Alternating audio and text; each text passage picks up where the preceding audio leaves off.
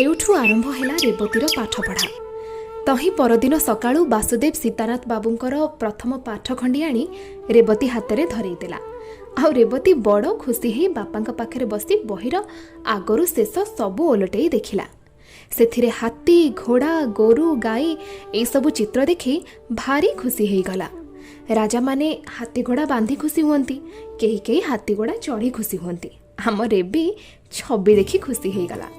Rabi Thai जाए माँ को किताबर छवि सबू देखला। ता बाद जेजी को भी देखला। हेले जेजी टिके विरक्ति ही कहला, जा एठू। रेबी ताकू दूर दूर गाड़ी दे सेठू चली आसिला। आज श्रीपंचमी। रेबी सकाळू उठी गाधई पाधई नुआ लुगा खंडिए पिंधि दांड दुआरे आसी बसीछे। बास्तु भाई आसिले ताकू बही पढ़ई दब। हेले बुढ़ी भयरे एपर्यंत पाठपढ़ा आरंभ पाई कोनोसी आयोजन हेनी। बेल 6 घड़ी बेले आसी पहुँचला बासु भाई। आउ पाठ पढ़िबा रेबीर आरंभ हैला। अ आ हर्षेई दीर्घेई हर्षौ दीर्घौ इत्यादि प्रतिदिन पाठ पढ़ा चलिला। प्रतिदिन संज बेले बासु भाई जाई पढ़ई दिए। 2 बरस भितरे रेबी ढेर पाठ पढ़ी गलानी। मधुराओं को छांदमाला पढ़िबा बेले ता पाटिरे ता बाटुली बाजुनी। दिने रातिरे श्यामबंधु बसी भात खाइबा बेले माँ पुओ 2 जण कथबार्ता हेले। आगरू बोधे से कथा हेइथिले। आज से कथार उपसंहार। श्यामबंधु कहउछंती कि माँ भल हेबो ना नाही कहिलु टिके। बुढ़ी कहउछि, हाँ भल तो हेबो, किंतु जाति कथाटा तू बुझीचु ना नाही? मु आज जाए आउ कौन बुझी नथिली बोली भाबुछु माँ। भल घर पिला करण गरीब पुओ हेले कौन हबो, जातिटा किंतु भल। बुढ़ी कहउछि, धन दौलत नाही विचार, जाति कथाटा आग पचार। आउ से टोका घरे रहिबो तो? श्यामबंधु कहउछंती, घरे न रही आउ कुआडे जीव? 1000 हेले भी मामू माइना, आउ कौन करिबो से? घरे ही रहिबो। तू जमा ताकू नहीं व्यस्त होनी, बुझिलु? रेवती पाखरे बसी भात खाउथिला। ए कथार अर्थ कौन बुझिला के जानी? से दिन परठू ता भाव भंगी एक रकमर पूरा बदली गला। ताको बापा आगे बासु भाई पढ़ेले केमिति गोटे लाज लाज माड़िबा आरंभ हो गला। ए कारणे से कारणे खालीटारे हस लागिला। मुंड तलकू पोती दे 2 ओठकू जाकी खाली हसुथाए। एणिकी बासु भाई पढ़े देले केतेबेले तुनी तुनी पढ़े, केतेबेले खाली करे। पढ़ा सरिले पाटी बुझिकी हसी हसी घर को पलाए। प्रतिदिन संज बेले दांड द्वार कबाट को धरी क्या जानी चाही थाए। आ बासु आसिले घर को दौड़िकी पलाए। 5 डाकरे जाई घर बाहर को बाहरिबो। एणिकी रेब आउ दांड को केबे बाहरिलानी। देखु देखु पंचमी को पंचमी 2 वर्ष हो गलानी। हेले विधातांकर विधान कहार दिन समान भावरे जाएना। फगुण मासिया दिन कहीं किछि नाही, अचानक कोठू बाड़ी आसिला। आगरू मफसलिया गाँव रे हईजा रोग को बाड़ी बोली कहूथिले। सकाळे गाँव रे सुनागला गुमास्ता श्यामबंधु महांती को बाड़ी धरिछे। मफसलिया गाँव रे बाड़ी पड़िले ताटी कबाट पड़ जाए। बाड़ी बुढ़ी सते जेमती टोकेटिए धरी मनीष मुंड गुटेबाकू पलि आछि। एक कथा समस्ते भावंती। दुआर को केही बाहरंतेनी। माइकिना लोक 2टा कौन करिवे? पिलाटा खाली घर बाहर हेउछि। वासुदेव एक कथा सुनी स्कूल रु धाई आसिला। डर नाही, भय नाही, निज शरीर को भी खातिर नाही। श्यामबंधु पाखरे बसी हाथ बुलाउ थाए तांका हाथ गोड़े। पानी टोपाई टोपाई मुहरे देउ थाए। बेल 3 प्रहर समय रे श्यामबंधु बासु मुह को चाही खने खने कहले, ब ब ब ब बासु। बासु भो भो करी डाकी पकेला। घरे चहल पड़गला। रेवती भूई तले पड़े गड़ू थाए। गाँवर लोके शुणी कहले, आहा बाड़ीटा श्यामबंधु महांती मुंडटा को नहीं गला। देखु देखु संज बेलू आउ किछि नाही। बासु घरर 2 स्त्री लोक आउ गाँवर 60 वर्षर धोबा, यही 4 जण मिसी धराधरी करी सबु कर्म चलैले। से शेष समयर कथागुड़ा कहवाकू आउ जीभ लेउटुनी। श्मशानरू फेरिबा बेलू कुआं तारा उइलाणी। घरे पशु पशु रेवतीर माँ पोखरी पाणिकी गले। देखु देखु द्विपहर हो गला। आउ गाँव होहल्ला हेबा आरंभ होला। रेवतीर माँ आउ नाही। दिन चली जाए। काहारी लागी दिन बसी रहेना। काहार पालिंकी उपरे पाट छता तो काहार बेड़ी उपरे कोरड़ा। दिन जाउछि समस्तंकर आउ जीव भी। देखु देखु 3 मास कटिगलाणी। श्यामबंधुको घरे 2टा गाई बंधा होइथिले। बाकी टंका अछि कही जमीदार घर लोक आसी से गाई 2टा नहीं गले। आमे समस्ते जानिछु श्यामबंधु भारी सचोट लोक थिले। काहार टंकाटिए भी बाकी रखि नथिले। किंतु दुधियाळे गाई 2टा पाई तो जमीदार मूलरू ही लोभ थिला।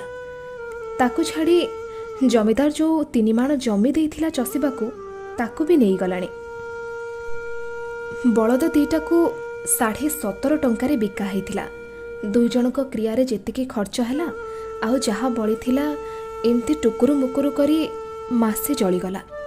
आज ढालटा काली पितलटा एमती बिकी बिकी बंधा छंदारे आउ मासे गला।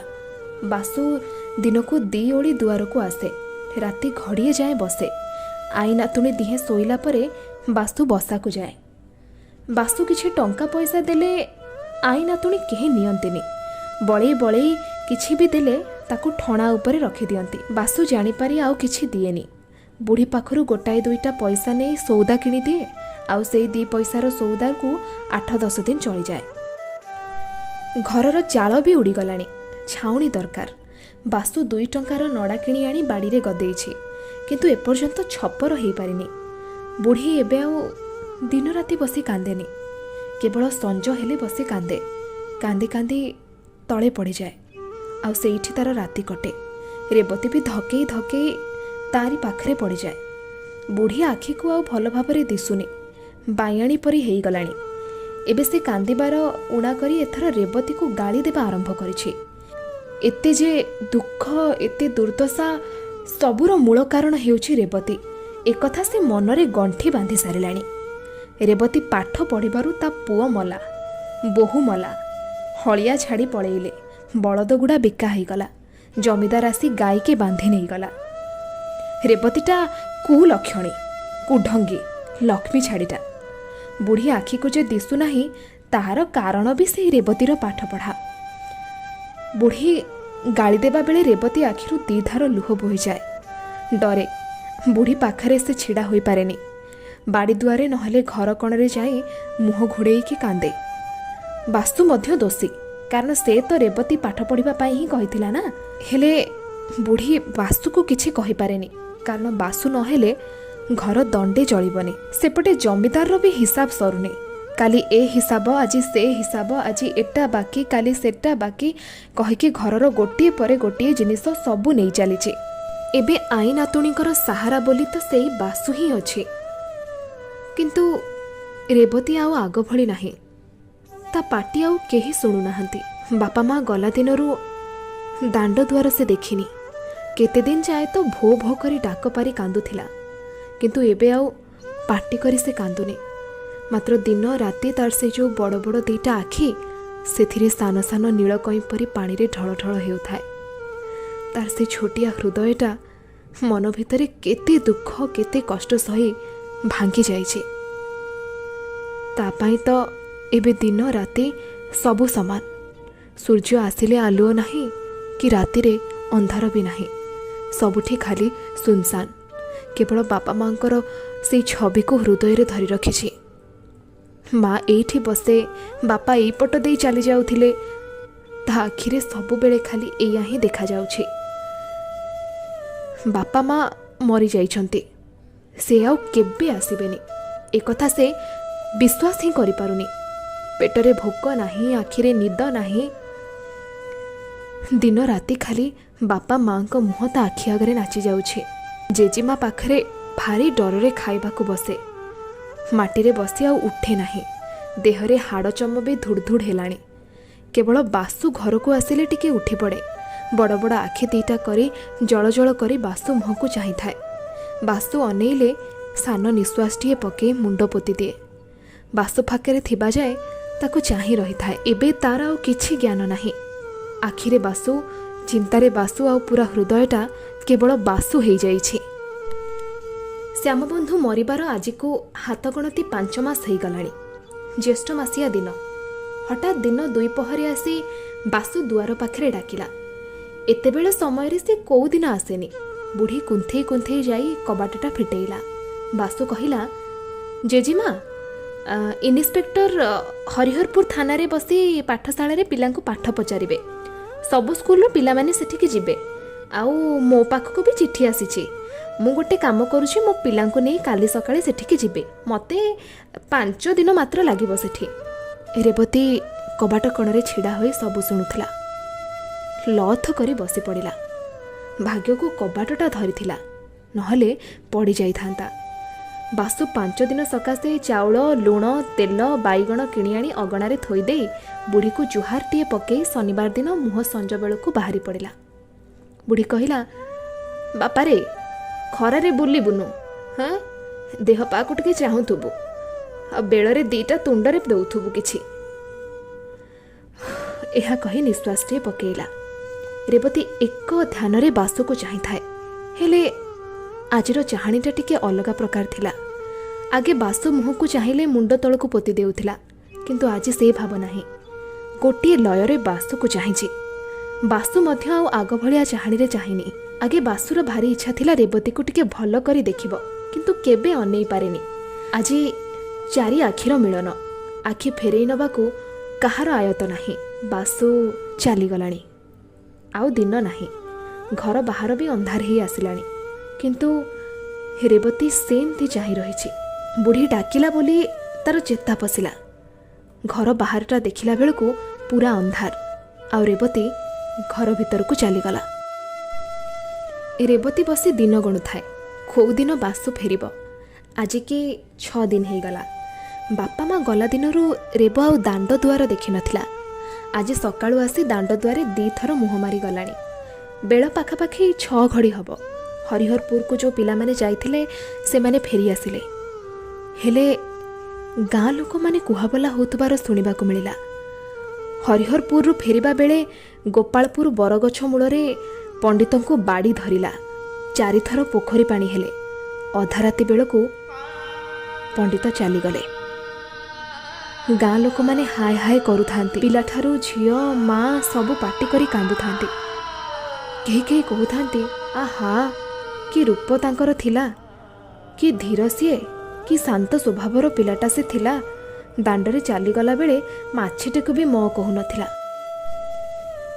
ରେବତୀ ଶୁଣିଲା। ବୁଢ଼ୀ ଶୁଣିଲା। ବୁଢ଼ୀ କାନ୍ଦି କାନ୍ଦି ତା କଣ୍ଠରୁଦ୍ଧ ହେଇଗଲା। ଆଉ ବୁଢ଼ୀ କାନ୍ଦି ବି ପାରୁନି। ଶେଷରେ ଉଠିକି କହିଲା, ଆରେ ବାପା, ବିଦେଶକୁ ଆସି ଆପଣା ବୁଦ୍ଧିରେ ପ୍ରାଣ ହରେଇଲା। ତା ମାନେ ଦୁର୍ବୁଦ୍ଧି କରି ରେବତୀକୁ ପାଠ ପଢ଼େଇଥିଲା ବୋଲି ବାସୁଦେବ ମରିଗଲା।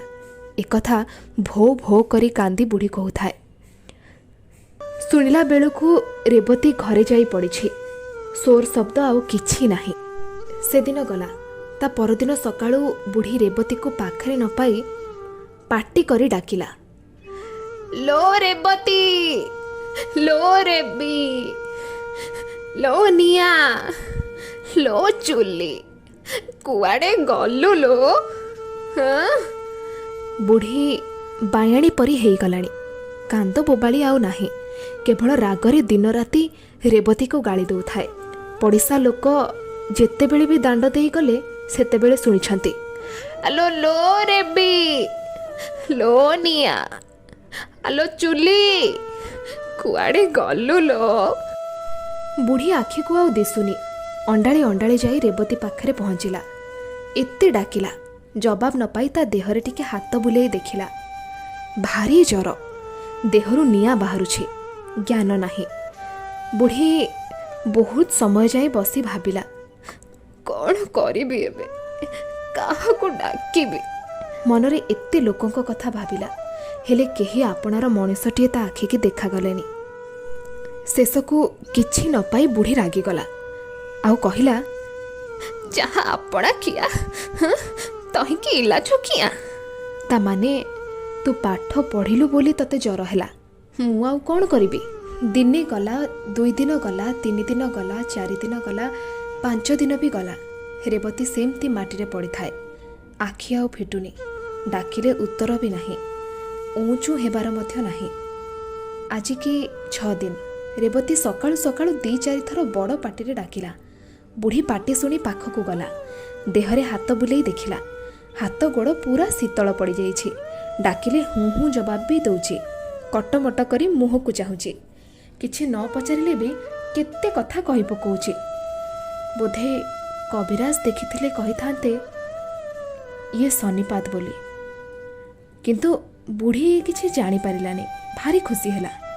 ଦେହରେ ତାତି ନାହିଁ, କଥା କହୁନଥିଲା, ପାଟି ବି ଫିଟିଲାଣି, ଚାହୁଁନଥିଲା, ଆଖି ଫିଟେଇ ବି ଦେଖିଲାଣି। ପାଣି ପିଇବାକୁ ତ ମାଗୁଛି। 6 ଦିନ ହେଲା ଜିଭରେ ମୋ ଛୁଆର ପାଣି ଟିକିଏ ବାଜିନି। ଭାତ ଟିକେ କରି ଆଣିଲେ ଝିଅ ପାଟିରେ କ'ଣ ଦିଟା ଦେଇ ଉଠି ବସିବ। ଶୁଣୁ, ତୁ ଶୋଇଥା, ମୁଁ ଯାଉଛି ତୋ ପାଇଁ ଟିକେ ଭାତ ରାନ୍ଧି ଆଣେ। ଏକଥା କହିକି ବୁଢ଼ୀ ବାହାରକୁ ବାହାରି ଆସିଲା। ଭାତ ରାନ୍ଧିବ କ'ଣ? ଘର ପାଛିଆ, କୁଣ୍ଡେଇ, ହାଣ୍ଡି ସବୁ ଟେକି ଦେଖିଲା। କେଉଁଠି ମୁଠାଏ ଚାଉଳଟିଏ ବି ନାହିଁ। ନିଶ୍ୱାସଟିଏ ପକେଇ ବୁଢ଼ୀ ଘଡ଼ିଏ ବସିଲା। ବାସୁ 5 ଦିନକୁ ଚାଉଳ ଆଣି ଦେଇ ଯାଇଥିଲା। ସେଥିରେ ତ 10 ଦିନ ବୁଢ଼ୀ ଟାଣି ଓଟାରି ଚଳେଇ ନେଇଗଲା। ଆଉ ବୁଢ଼ୀ ଆଖିକି ବି କିଛି ଦେଖାଯାଉନି। ଘରେ ଆଉ କଂସା ବାସନ ବି ନାହିଁ ଯାହାକୁ ବିକି ଚାଉଳ ମୁଠେ ଆଣିବ। ବହୁ ଖୋଜାଖୋଜି କଲା ପରେ ଫୁଟା ଢାଳଟିଏ ପାଇଲା। ଆଉ ସେ ଢାଳକୁ ଧରି ବୁଢ଼ୀ ବାହାରିଲା ହରିସା ଦୋକାନକୁ। ହରିସା ଘର ଗାଁ ମଝିରେ। ରୀତିମତ ତା ଦୋକାନ ଖୋଲା ହୁଏନି। ଚାଉଳ, ଡାଲି, ଲୁଣ, ତେଲ ରଖିଥାଏ। କେହି କେହି ବିଦେଶୀ ଲୋକ ପହଞ୍ଚିଗଲେ କିଣନ୍ତି, ନହେଲେ ଗାଁ ଲୋକଙ୍କର କିଛି ଦରକାର ହେଲେ କିଣନ୍ତି। ବୁଢ଼ୀ ଢାଳଟି ଧରି ହରିସା ଦୁଆରରେ ପହଞ୍ଚିଗଲା। ବୁଢ଼ୀ ହାତରେ ଢାଳଟି ଦେଖି ହରିସା ତା ଅର୍ଥ ବେଶ୍ ବୁଝିଗଲା। ବୁଢ଼ୀ ଆପଣାର କଥା କହୁ କହୁ ହରିସା ନିଜ ଆଡ଼ୁ କହି ପକେଇଲା, ରହ ରହ ରହ ରହ, ମୋ ଘରେ କିଛି ଚାଉଳ ନାହିଁ। ଆଉ ଏ କଣା ଢାଳଟା ରଖିକି ତତେ କିଏ ଚାଉଳ ଦବ ମ? ହରି ଘରେ ଚାଉଳ ନଥିବା କଥା ଶୁଣି ବୁଢ଼ୀ ମୁଣ୍ଡରେ ଚଡ଼କ ପଡ଼ିଗଲା। ଆଉ ବୁଢ଼ୀ କିଛି ଉପାୟ ନ ପାଇ ସେଇଠି ଦଣ୍ଡେ ବସିଗଲା। ଏବେ ଝିଅଟା ଜ୍ୱରରୁ ଉଠିଛି। ତା ମୁହଁରେ କ'ଣ ଦାନା ଦେବ ଭାବି ଭାବି ବୁଢ଼ୀ କେମିତି ବାଇଆଣୀ ପରି ହେଇଗଲା। ଆଉ ଧୀରେ କିନା ଉଠି ହରିସା ଦୋକାନରୁ ବାହାରିଲା ବେଳେ ହରିସା ଡାକ ଦେଇ ଡାକିଲା, ଆଣେ ଆଣେ ଆଣେ, ଦେଖିବା ଦେଖିବା ଦେଖିବା ଦେଖିବା, ଢାଳଟି ଦେଲୁ ଦେଖିବା କ'ଣ ଅଛି। ହଉ ରହ, ଢାଳଟା ଥୋଇ ଦେଇକି ଯା, ମୁଁ ଦେଖୁଛି ଘରେ କ'ଣ ଅଛି। ହରିସା ଢାଳଟି ରଖିଲା। ଆଉ 4 ମାଣେ ଚାଉଳ, ଅଧମାଣେ ଯାଇ, କିଛି ଲୁଣ ଦେଲା ବୁଢ଼ୀ ହାତରେ। ଆଉ ବୁଢ଼ୀ 4-6 ଜାଗା ବସା ଉଠା କରି ଘରେ ଆସି ପହଞ୍ଚିଲା। ବୁଢ଼ୀ ଦାନ୍ତରେ ଦାନ୍ତ କାଠି ବି ବାଜିନି। ଦେହ ମନ କଥା ଆଉ କ'ଣ କହିବ। ଘରେ ପହଞ୍ଚି ରେବତୀକୁ ଡାକିଲା। ତାର ମନେ ଥାଏ ରେବତୀ ଭଲ ହେଇଗଲାଣି, ପାଣି କାଢ଼ିଦେବ, ଭାତ ଟିକେ ରାନ୍ଧିବ। ହେଲେ ରେବତୀ ଜବାବ ନ ଦେବାରୁ ଭାରି ଖପା ହେଇକି ବୁଢ଼ୀ କହିଲା, ଲୋ ରେବ, ହଁ ଲୋ ନିଆଁ, ଲୋ ଚୁଲି, ଜବାବ ଟିକେ ଦେଇପାରୁନୁ? ସେପଟେ ରେବତୀର ଶନିପାତ ରୋଗ ବି ଧୀରେ ଧୀରେ ବଢ଼ୁଛି। ଭୟାନକ ଯନ୍ତ୍ରଣା। ଦେହ କେମିତି ଧୀରେ ଧୀରେ ଶୀତଳ ହେଇଯାଉଛି। ଜିଭ ବି ଶୁଖିଗଲାଣି। ଭୟଙ୍କର ଶୋଷ। ଜିଭଟା ଯେମିତି ଭିତରକୁ ଚାଲିଯାଉଛି। ଥଣ୍ଡା ଜାଗାକୁ ଯିବାକୁ ଭାରି ଇଚ୍ଛା। ଘରଯାକ ଗଡ଼ି ଗଡ଼ି ବାହାରକୁ ଆସିଲା। ଟିକେ ବି ଭଲ ଲାଗିଲାନି। ବାଡ଼ି ଦୁଆରକୁ ଯାଇ ପିଣ୍ଡାରେ ବସିଲା। ଦିନ ସରି ସରି ଆସିଲାଣି। ଖୁବ୍ ପବନ ବହୁଛି। ବାଡ଼ିକୁ ଆଉଜି ଠିଆ ହେଲା। ବାଡ଼ିଯାକ ଅନେଇଲା। ବାପା ଗଲା ବରଷ ଏଇ କଦଳୀ ଗଛଟା ଲଗେଇଥିଲେ, ସେଥିରୁ ଭଣ୍ଡା ବାହାରିଲାଣି। 2 ବର୍ଷ ତଳେ ମା' ଗୋଟିଏ ପିଜୁଳି ଗଛ ବାଡ଼ିରେ ଲଗେଇଥିଲା। ରେବତୀ ଧାଇଁ ଧାଇଁ କୂଅରୁ ଢାଳେ ପାଣି ଆଣି ସେ ଗଛରେ ଦେଇଥିଲା। ସେ ଗଛ କେଡ଼େଟାଏ ହେଲାଣି, ସେଥିରେ ଫୁଲ ବି ଧରିଲାଣି। ସେ ଗଛ ଦେଖି କାହିଁ କେଜାଣି ରେବତୀର ମା' କଥା ମନେ ପଡ଼ିଗଲା। ବୁଦ୍ଧି ଆଉ ସ୍ଥିର ନାହିଁ, ମନ ଭାରି ଚଞ୍ଚଳ। ରେବତୀର ଆଉ କିଛି ମନେ ପଡ଼ୁନି। କେବଳ ତା ମା'ର ମୁହଁ ତା ଆଖି ଆଗରେ ନାଚି ଯାଉଛି। ସଞ୍ଜ ଗଡ଼ିଗଲାଣି। ଗଛ ମୂଳରୁ ଡାଳ ଭିତରୁ ଅନ୍ଧାର ଧୀରେ ଧୀରେ ଧୀରେ ଧୀରେ ମାଡ଼ି ଆସିଲାଣି। ବାଡ଼ି ବି ପୁରା ଅନ୍ଧାର ହେଇଗଲାଣି। ଆଉ କିଛି ଦିଶୁନି। ଆକାଶକୁ ଚାହିଁଲା। ପହରିକିଆ ତାରାଟିଏ ଧକ୍ ଧକ୍ ହୋଇ କିରଣ ବାହାରୁଛି। ଗୋଟିଏ ଧ୍ୟାନରେ ରେବତୀ ସେଇ ତାରାକୁ ଚାହିଁଛି। ଆଖିରେ ଆଉ ପଲକ ପଡ଼ୁନି। ତାରାର ଆକାର ସେମିତି ଧୀରେ ଧୀରେ ବଢ଼ିଯାଉଛି। ଚିତ୍ର ପରି ଆକାର ହେଇଗଲାଣି। ଆହୁରି ବଢ଼ୁଛି, କ୍ରମଶଃ ଆହୁରି ଉଜ୍ଜଳ ଦେଖାଯାଉଛି। ଆଉ ସେ ଉଜ୍ଜଳ ତାରା ଭିତରେ ରେବତୀକୁ ତା ମା'ର ମୁହଁ ଦିଶୁଛି। କି ଶାନ୍ତିଦାୟୀ, କି ପ୍ରେମମୟୀ, କି ଆନନ୍ଦମୟୀ ତା ମା'ର ମୁହଁ।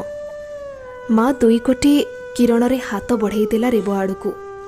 ସେଇ କିରଣ ଦୁଇଟା ଆସି ଦୁଇ ଚକ୍ଷୁ ସ୍ପର୍ଶ କରି ସିଧା ରେବର ହୃଦୟରେ ପ୍ରବେଶ କଲା। ସେଇ ଅନ୍ଧାର ଭିତରେ ଆଉ କିଛି ଶବ୍ଦ ନାହିଁ, କେବଳ ନିଶ୍ୱାସର ଶବ୍ଦ। ସେ ଶବ୍ଦ କ୍ରମଶଃ ବଢ଼ିବାକୁ ଲାଗିଲା, ଆଉ ନିଶ୍ୱାସ ଧୀରେ ଧୀରେ ଧୀରେ ଧୀରେ ବଢ଼ିବାକୁ ଲାଗିଲା। ଶେଷରେ ମା